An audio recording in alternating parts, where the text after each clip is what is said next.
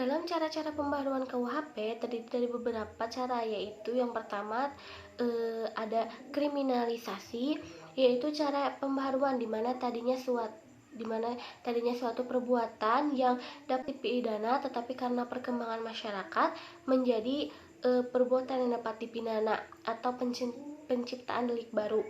Pembaruan ini diakhiri dengan terbitnya undang-undang baru. Contohnya, Undang-Undang Nomor 1 PS atau tahun 1965 tentang penodaan agama.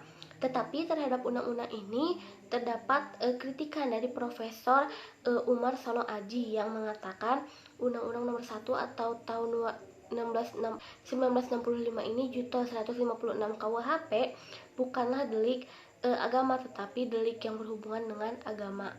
Kemudian yang kedua ada cara dekriminalisasi. Cara ini merupakan suatu proses pembaruan yang tadinya suatu perbuatan ini dapat ditindak pidana karena perkembangan masyarakat menjadi tidak dapat ditindak pidana atau memandang delik. Contohnya ada dalam pasal 536 KUHP, yaitu terbatas hanya pada petugas atau penyuluh keluarga berencana yang sifatnya terbatas. Juga ada contoh dari Undang-Undang Nomor 17 Tahun 1967 tentang penarikan cek kosong. Kemudian ada rekriminalisasi, yaitu suatu perbuatan yang tadinya dapat dipidanakan karena perkembangan masyarakat menjadi tidak dapat dipidana.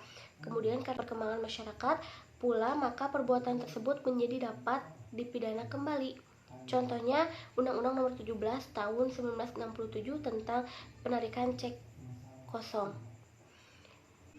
Kemudian ada cara depenalisasi, yaitu suatu proses yang tadinya perbuatan hukum pidana diancam pidana, kemudian ancaman pidananya yang hilang dan masih dimungkinkan untuk diganti dengan sanksi lainnya. Misalnya sanksi kurungan diganti dengan sanksi administrasi. Kemudian ada mitigasi, yaitu suatu proses pembaharuan yang tadinya suatu perbuatan dikenakan sanksi hukum yang berat diganti menjadi sanksi yang lebih ringan. Kemudian metode-metode pembaruan KUHP terdiri dari 3.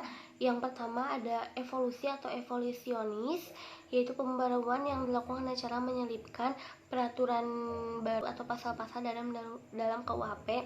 Contohnya Undang-Undang Nomor 7 Tahun 1974 tentang penertiban perjudian.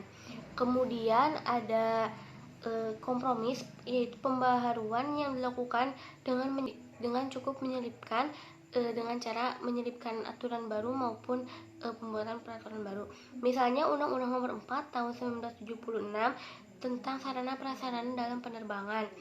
Kemudian global, yaitu pembaharuan hukum pidana yang dilakukan secara keseluruhan, baik hukum pidana material maupun formal. Contohnya ada dalam Undang-Undang Nomor 7 Darurat tentang tindak pidana ekonomi yang mengatur dengan baik hukum pidana material maupun hukum pidana formal.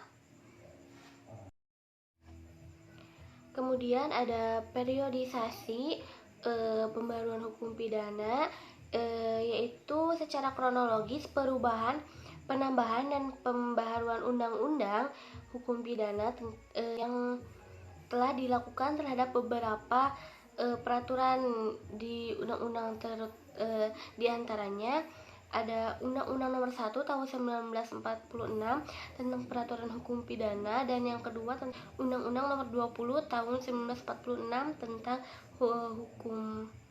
hukuman tuntutan. Mungkin cukup sekian yang bisa saya sampaikan. Mohon maaf bila ada kesalahan dalam kata. Wabillahi taufiq wal hidayah. Wassalamualaikum warahmatullahi wabarakatuh.